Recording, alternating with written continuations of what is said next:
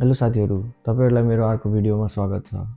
नेपालले आइतबार 11:15 यो लिग 2 साइकलको पहिलो खेल युएसए सँग खेल्दैछ।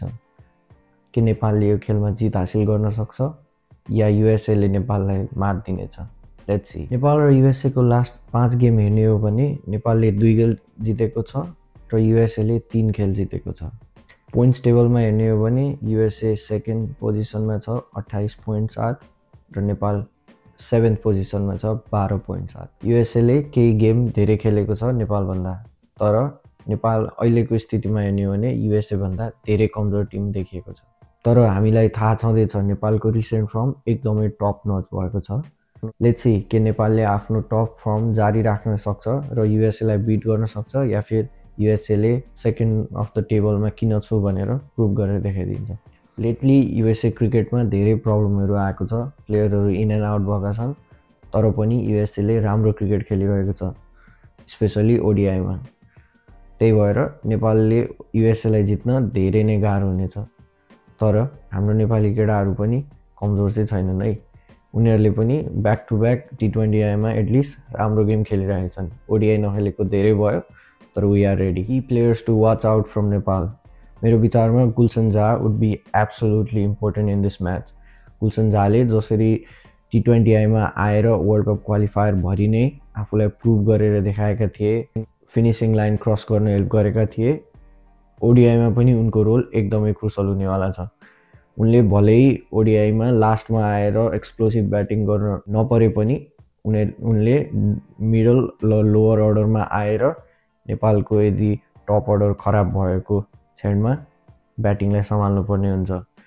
पावर हिटिङ मात्रै होइन, गुलसन झाले यो क्याम्पेनभरि एकदम संयमता अपनाएर आफ्नो ब्याटिङमा गुड सर्ट सेलेक्सन साथ राम्रो रन बनाएर देखाउनुपर्छ। Other player to watch out I think would be Kushal Bhurtel. Kushal भुर्तेलको रिसेन्ट फर्म एकदमै टप नच छ।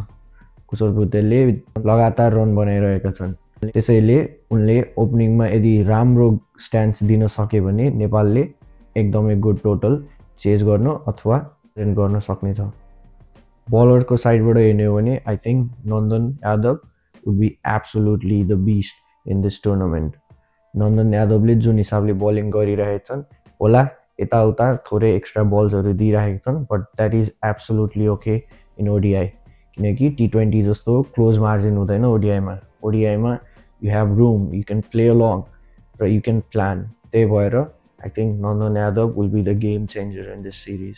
त्यसै गरी हाम्रो स्टार बलर सन्दीप लामिछाने र ललितको त कुरै नगरौँ, they will be dominating the team USA. Bhim Sarki र अनिल शाहको पनि वापसी भएको छ। मेबी फर्स्टै गेममा उनीहरूलाई टेस्ट गर्नु एक हिसाबले राम्रो होला या एक हिसाबले नराम्रो पनि हुनसक्छ। राम्रो साइडमा उनीहरू आउट अफ टच भएका छन् कि छैनन् भनेर चेक गर्न सकिन्छ। फर्स्ट गेममै चान्स दिने, यदि राम्रो ब्याटिङ गर्न सकेदेखि they can stick with the team, यदि होइन भने we need to start looking for option.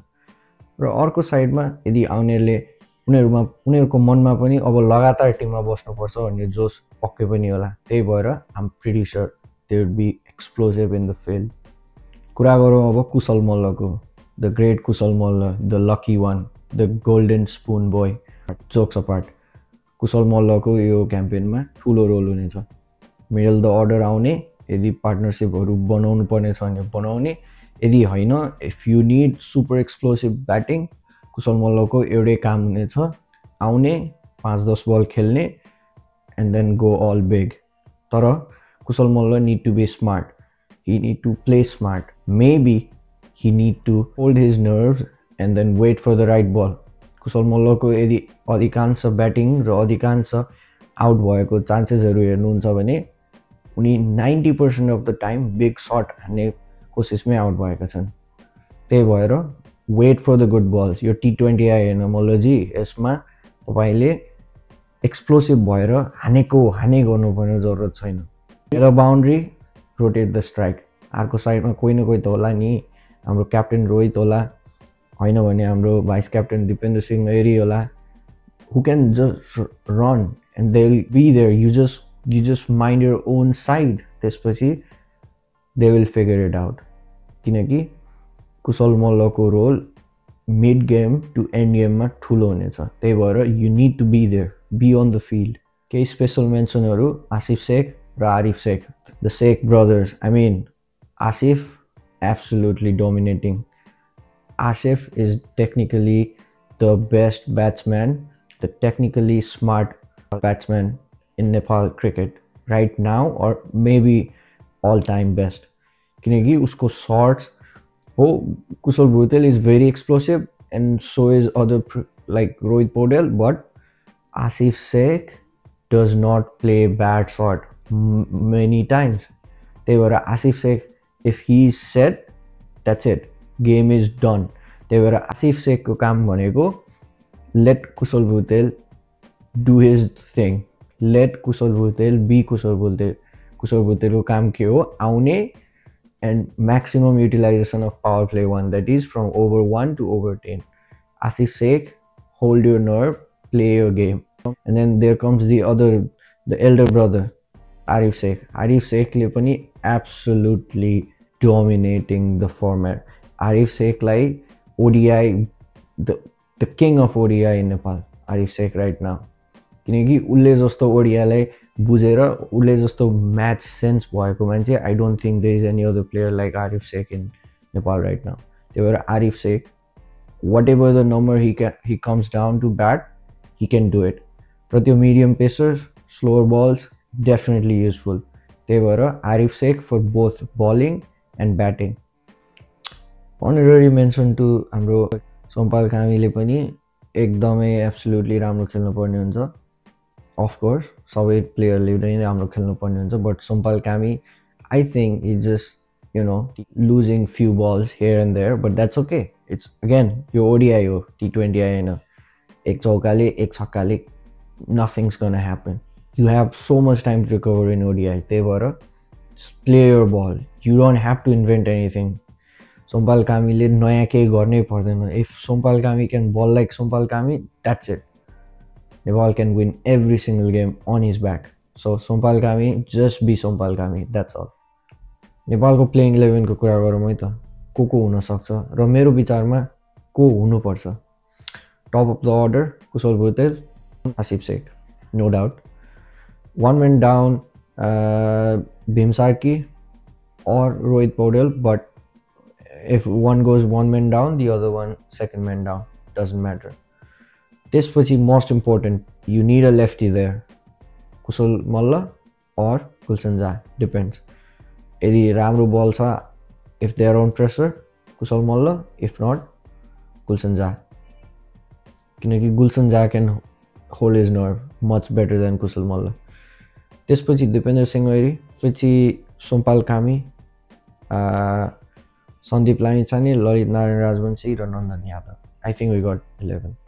So maybe यो हुन सक्छ नेपालको 11, बट यदि if you want swap Bhim Sarki र add Anil Shah, that's okay too. Bhim Sarki is the player from Nepal who can bat 50 over if he wants. त्यही भएर I think Bhim Sarki. Same with Anil Shah. यदि Kushal Bhurtel out भएको खण्डमा चाहिँ Anil Shah can be like a third opener who can come in, take few time, त्यसपछि they Janardan. So maybe Anil Shah or Bhim Sarki depends, but rest I think it's a pretty intact team. यदि recently तपाईँहरूले win percentage हेर्नुहुन्छ भने Nepal is at 47 and USA has a higher and at 53, तर it's a start. I think Nepal has 80% chances if they play like they played in World Cup League 2. यदि League 2 मा जस्तो राम्रो खेले नेपाली केटाहरूले त्यस्तै खेल्न सक्यो भने यो सिरिज पनि हातबाट जाँदैन। 4वटा गेम छ, 4वटा जित्न सकिन्छ। And we should start with the first one. First वानमै एकदम राम्रो ब्याटिङ, एकदम खतरा बलिङ गरेर we need to prove to both USA and UAE that we are here to dominate. हामी यो गेमहरू जित्न आएका हौँ।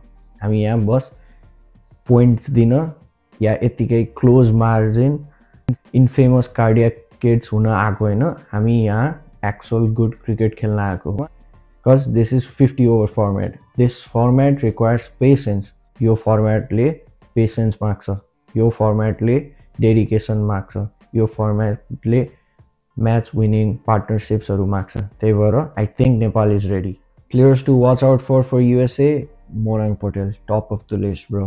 He is the player for USA. त्यही भएर मोराङ पटेललाई is the captain as well. So मोराङ पटेललाई प्रेसर आउनु भनेको टिम युएसएलाई प्रेसर आउनु। त्यही भएर get him boys. If you're bowling first, get मोराङ पटेल आउट, वाट एभर। त्यसपछिको अर्को प्लेयर भनेको मुकमल्ला। Oh my God, he is very explosive. त्यही भएर target those players, play your balls. बलरहरूले आफ्नो लाइनमा आफ्नो लेन्थमा प्रपर बल गर्ने, लेट इट बी। एक सर्ट हान्ला, 2 सर्ट हान्ला, then you come back and you take the good wicket. Bowlers to watch out for USA, Harmeet Singh. I mean के भन्ने, maybe he is like that X factor. जसरी नेपालको लागि सन्दीप लामी छाने छ नि, उहाँ आउने बित्तिकै खेल सन्दीप आयो, नाउ द्याट्स इट भने जस्तै Harmeet Singh bro.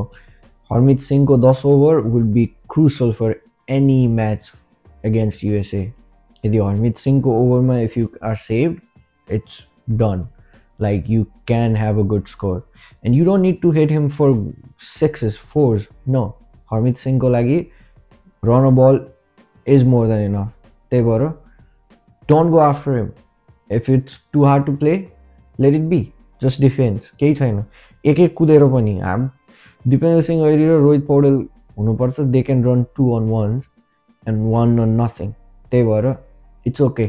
Stay away from Harmeet Singh. नत्र फेरि वर्ल्ड कपमा साउथ अफ्रिकासँग स्याम्सीले गरिदिएको जस्तै हुन्छ। So stay away from that dude.